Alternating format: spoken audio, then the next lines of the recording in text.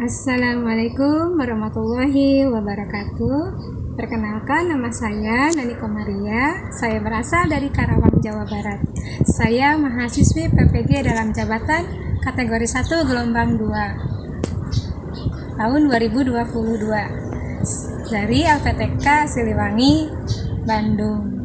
Di sini pada kesempatan yang baik ini saya ingin mengucapkan banyak terima kasih kepada para dosen penguji, dosen pembimbing, dan guru pamo yang telah memberikan banyak arahannya sehingga saya bisa menyelesaikan PPG ini. Pada kesempatan ini saya akan menayangkan video pembelajaran materi teks berita dengan tujuan untuk meningkatkan keterampilan membaca pada siswa melalui metode bermain peran.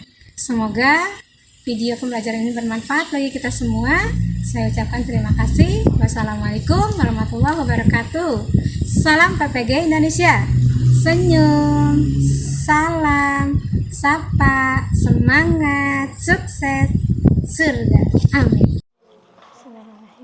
Assalamualaikum warahmatullahi wabarakatuh. Waalaikumsalam warahmatullahi wabarakatuh. Selamat pagi anak-anak hebat. Pagi.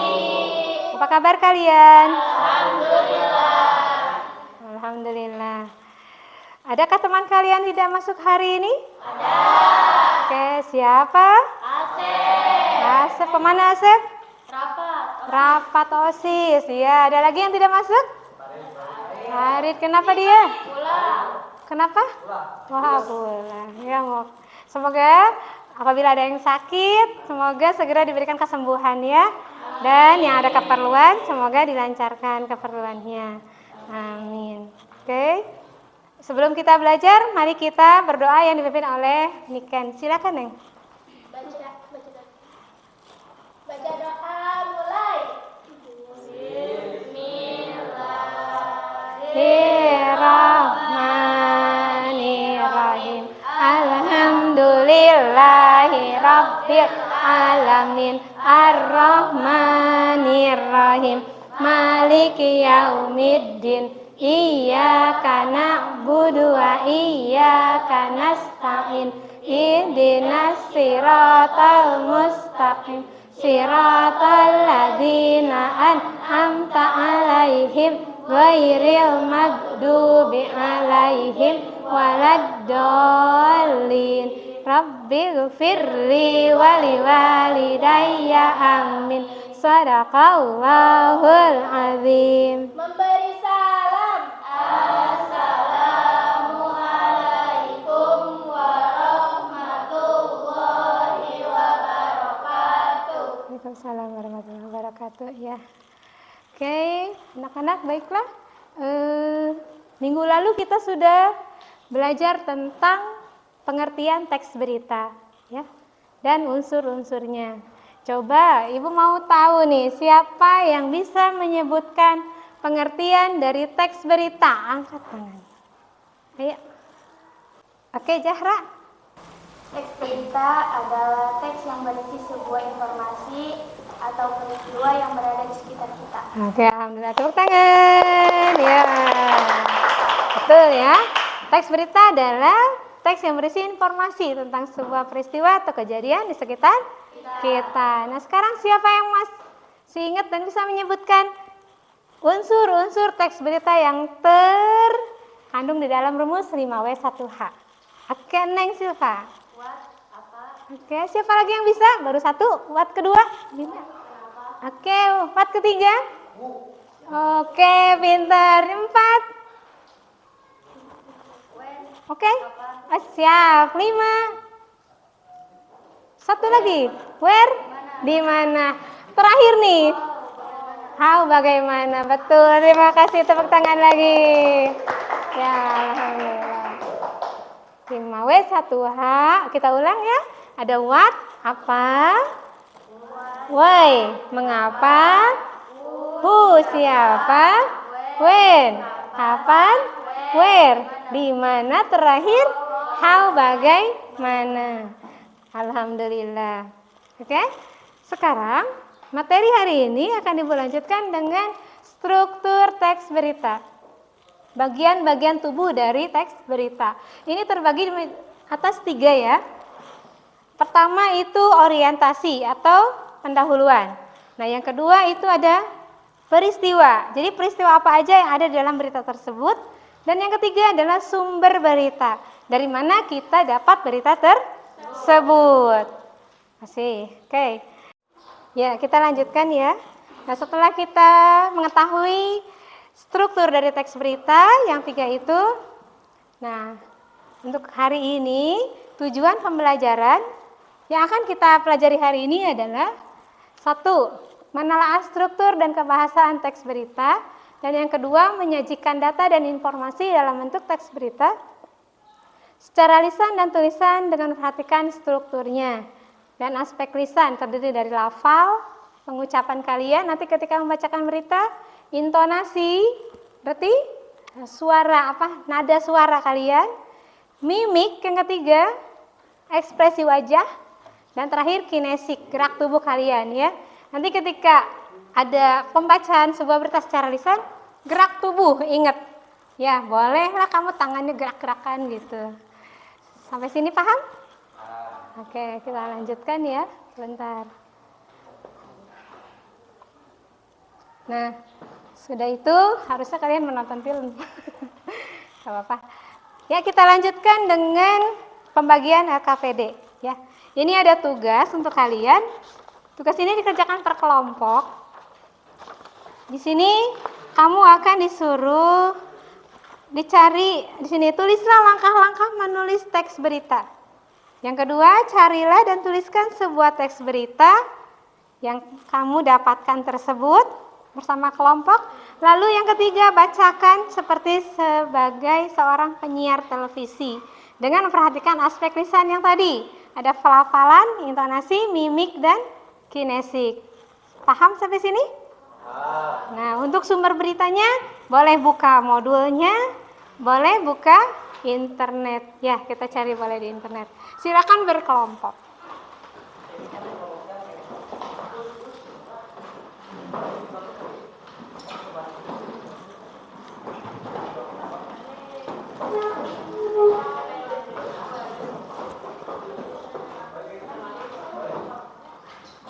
Ya, sudah Ibu bagikan ya. Bismillahirrahmanirrahim. Maaf.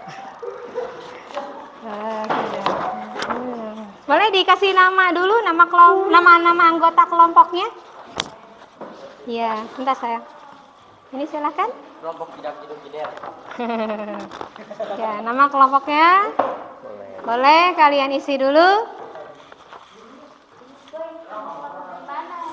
Di nama anggota sayang. Di sini aja dulu. Itu buat lembar jawaban yang buat teks beritanya. Iya. Ya. Ada di sini di lembar LKPD nama anggota kelompok ada 1 sampai iya di situ. Nanti untuk lembar keduanya kalian menuliskan beritanya di sini. Silakan ditulis dulu. Itu kamu tentukan ya, topik apa yang akan kalian ambil. Ya. Judulnya mau apa? Bebas. Terus setelah itu Ibu jadwalkan penyelesaian tugas kalian ini. Ibu kasih waktu selama 15 menit cukup? 15? Berapa dong? 30 menit? Boleh? Siap. Dan nanti selama dituliskan kamu berlatih juga ya. Habis itu setelah selesai nanti kita presentasi di depan. Silakan dikerjakan.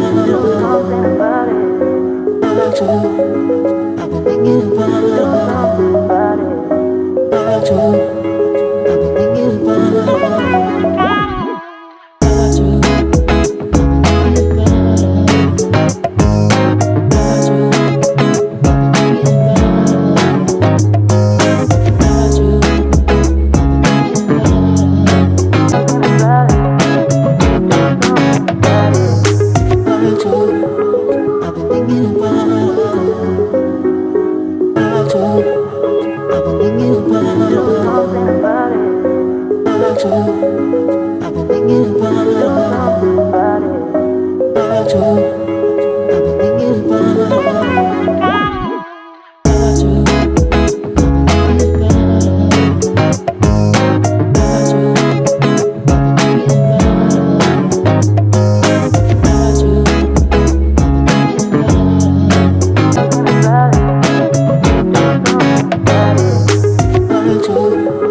I've been thinking about it. About you. I've been thinking about it. About you. I've been thinking about it. About you. I've been thinking about it. About you. I've been thinking about it. About you. I've been thinking about it.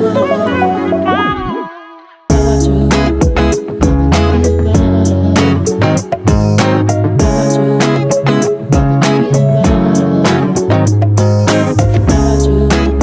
thinking about it. About you. I've been thinking about it. About you. I've been thinking about it. About you. I've been thinking about it. About you. I've been thinking about it. About you. I've been thinking about it. Ya, anak-anak semua, waktu penyelesaian tugas sudah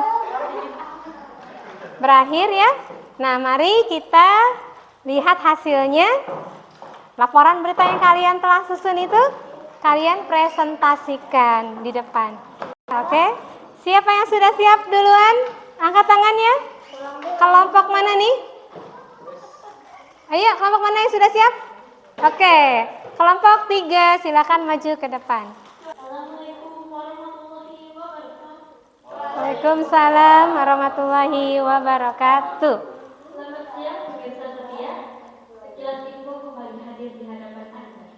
Bersama saya Silva Saritania dan rekan saya ini mewakili kelompok 3 akan menyampaikan berita singkat tentang bencana tanah longsor.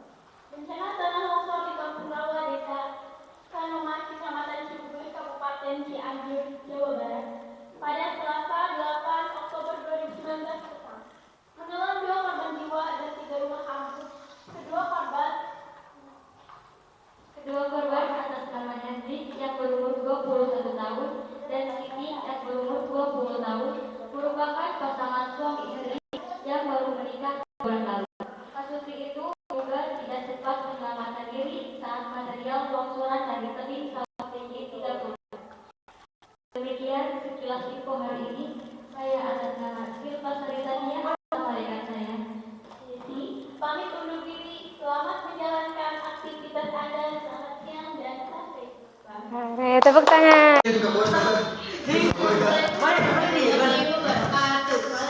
Emang bisa main Spiderman? Selamat siang, pemirsa. Ya, kembali di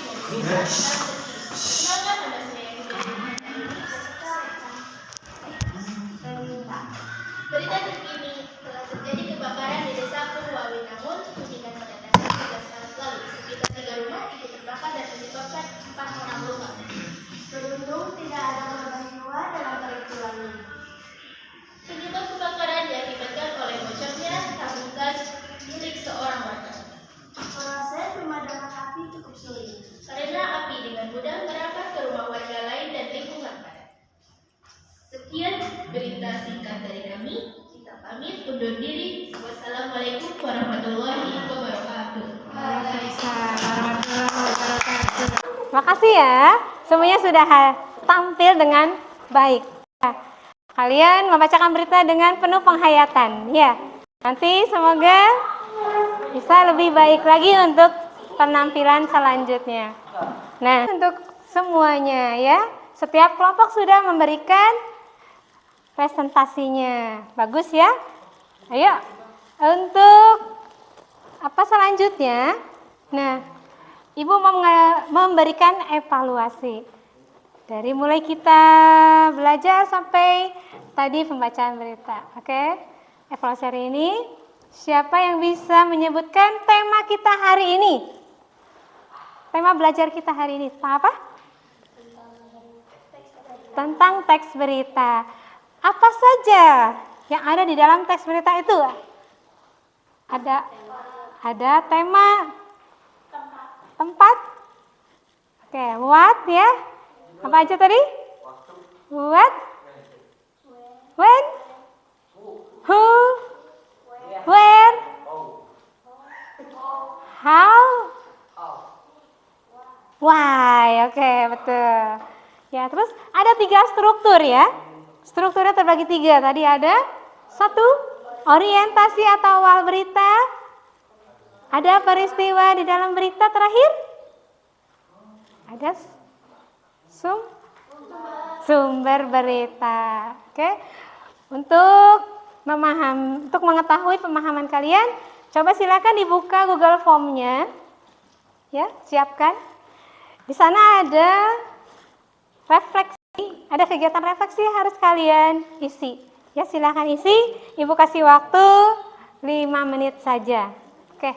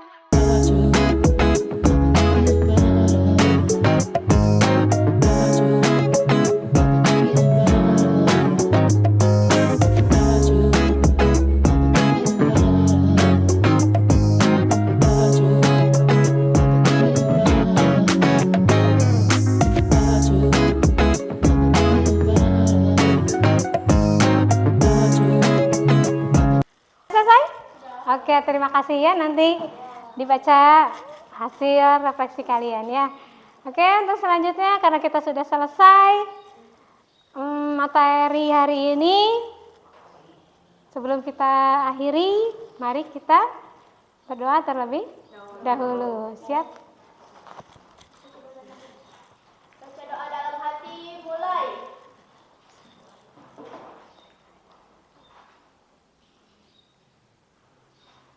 Selesai memberi salam. Assalamualaikum warahmatullahi wabarakatuh. Oke. Jangan lupa nanti untuk pertemuan selanjutnya kita akan belajar materi teks persuasi. Siap? Siap. Oke, sebelum pulang ayo kita ini dulu, kasih hadiah dulu buat kita semua. Apa hadiahnya? Tepuk jempol. Masih apa?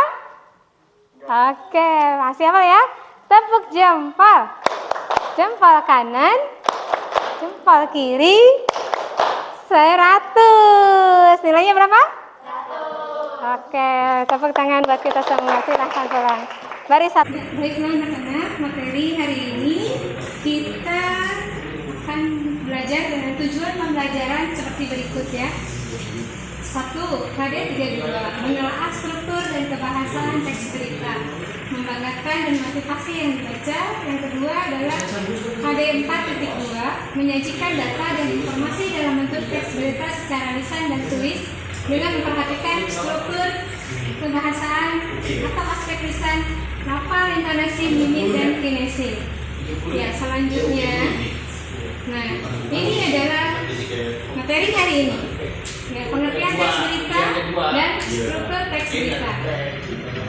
Pengertian teks berita adalah teks yang berisi tentang informasi suatu peristiwa atau kejadian, dan struktur teks berita terbagi 3, 1 orientasi, 2 peristiwa, dan ketiga adalah sumber berita. Selanjutnya, aspek penilaian kita pada hari ini adalah 1. Pelafalan, pengucapan baik dan jelas. 2. Intonasi, volume suara. 3. Mimik, ekspresi wajah. 4. Kinesik atau gestur, yaitu gerakan tubuh. Nah, selanjutnya ini adalah contoh pembacaan teks berita. Mari disimak dan kita coba analisis informasi apa yang ada di sini. Silakan disaksikan.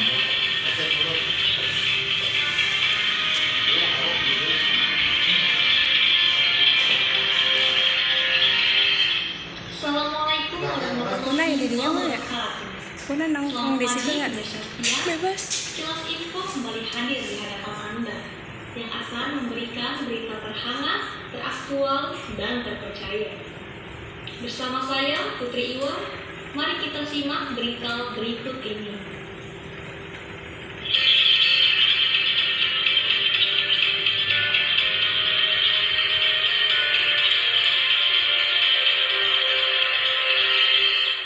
Sampah plastik selalu menjadi masalah utama dalam pencemaran lingkungan, baik pencemaran tanah ataupun laut. Setiap keluarga menghasilkan sampah rumah tangga setiap harinya. Untuk itulah, upaya mengatasi sampah ini sangat dibutuhkan. Sampah atau limbah ini bisa berupa sisa makanan, plastik, dan lain sebagainya. Sampah yang berasal dari rumah tangga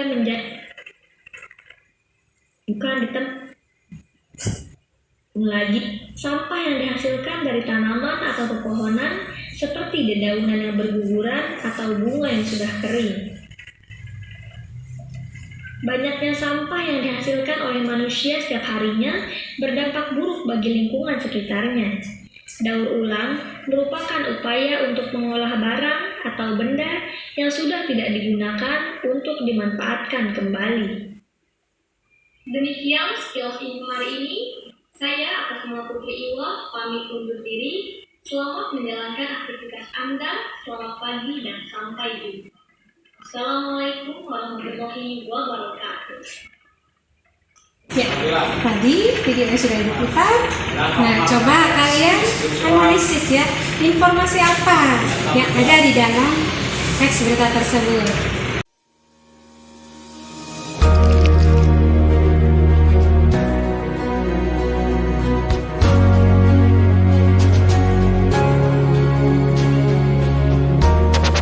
Berdiri sejak tahun 1986 dan kelahirannya dirintis sejak tahun 1969. Dengan latar belakang sebagai kampus perjuangan, lahirlah Sekolah Tinggi Keguruan dan Ilmu Pendidikan STKIP Siliwangi yang sejak 5 Desember 2017 berubah bentuk menjadi Institut Keguruan dan Ilmu Pendidikan IKIP Siliwangi di bawah badan penyelenggaraannya yaitu Yayasan Kartika Jaya. Kampus IKIP Siliwangi berlokasi di Jalan Terusan Jenderal Sudirman Kota Cimahi dan Jalan Ciburui Kabupaten Bandung Barat dan memiliki 10 komplek gedung perkuliahan serta sarana penunjang pendidikan yang memadai seperti masjid, perpustakaan, laboratorium bahasa, laboratorium microteaching, laboratorium komputer, laboratorium daycare dan PAUD, laboratorium pengembangan karir, lapangan olahraga, pusat kreasi mahasiswa, dan aula serbaguna yang memiliki kapasitas 1.500 orang.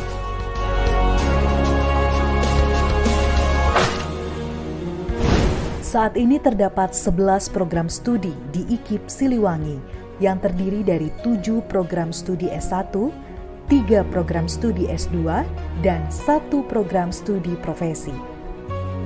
Program studi S1 terdiri dari S1 Pendidikan Masyarakat, S1 Pendidikan Bahasa Inggris, S1 Pendidikan Bahasa Indonesia, S1 Pendidikan Matematika, S1 Pendidikan Guru Pendidikan Anak Usia Dini atau PG-PAUD, S1 Pendidikan Guru Sekolah Dasar atau PGSD, S1 Bimbingan dan Konseling. Program studi S2 terdiri dari S2 Pendidikan Masyarakat, S2 Pendidikan Bahasa Indonesia, S2 Pendidikan Matematika. Program studi pendidikan profesi, yaitu pendidikan profesi guru IKIP Siliwangi, telah terakreditasi institusi dengan peringkat B, dan semua program studinya pun telah terakreditasi B. Lulusan IKIP Siliwangi memiliki kekhasan yang ahli dalam inovasi pembelajaran dan berjiwa entrepreneur sesuai dengan bidangnya masing-masing. Selain itu, lulusan IKIP Siliwangi juga sudah mendapat pelatihan keterampilan bahasa Inggris selama 6 semester dan keterampilan IT selama 2 semester, serta mendapat pembelajaran yang mengintegrasikan IT dan pendidikan karakter, sehingga diharapkan menjadi lulusan yang memiliki kompetensi yang dapat bersaing global, kompetitif, dan berkarakter.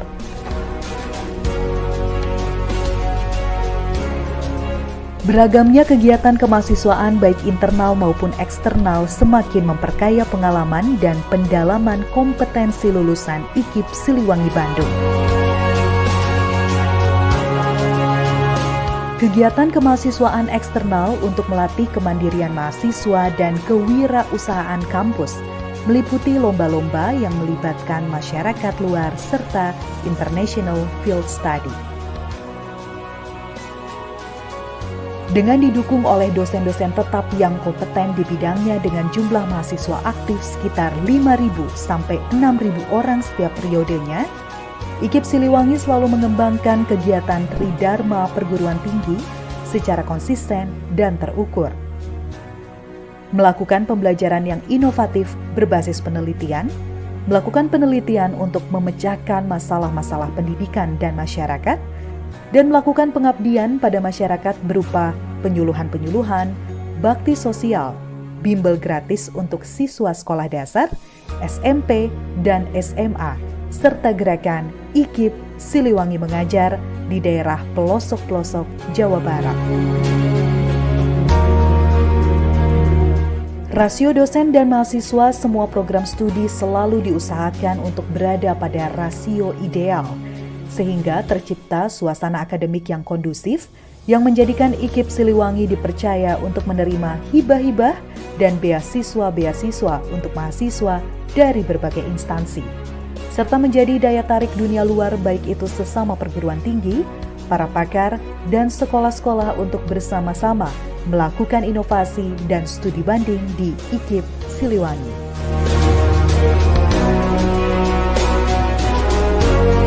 IKIP Siliwangi juga terus melakukan kerjasama dengan berbagai institusi di dalam dan luar negeri sebagai upaya kelembagaan memperluas dan meningkatkan jaringan kemitraan. Kerjasama di dalam negeri dilakukan dengan sejumlah perguruan tinggi, SMA, dinas pendidikan, bank, pemerintah daerah di tingkat kabupaten atau kota dan provinsi. Kerjasama di luar negeri dilakukan dengan Institut Pendidikan Guru Kampus Tumenggong Ibrahim Kuala Lumpur, Institut Pendidikan Guru Kampus Tun Hussein On Johor, Institut Pendidikan Guru Kampus Putri Melayu Malaka Malaysia, Universitas Utara Malaysia, Kasetstar University Thailand, Guangdong University China, Shizuoka University, Meiji University, Tsukuba University, Naruto University Jepang, dan Kaohsiung University Taiwan, dan lain-lain.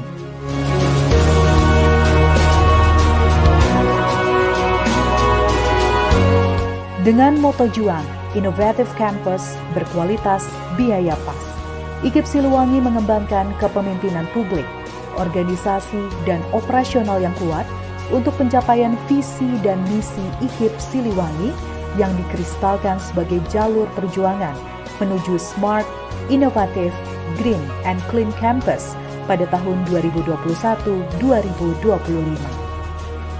Kami melakukan inovasi yang lahir dari hati, dengan sepenuh hati, dengan rendah hati, yang kami persembahkan untuk lahirnya tenaga pendidik profesional yang melahirkan generasi muda bangsa yang berkualitas. Untuk itu, sudah sepantasnya Ingat guru, ingat IKIP.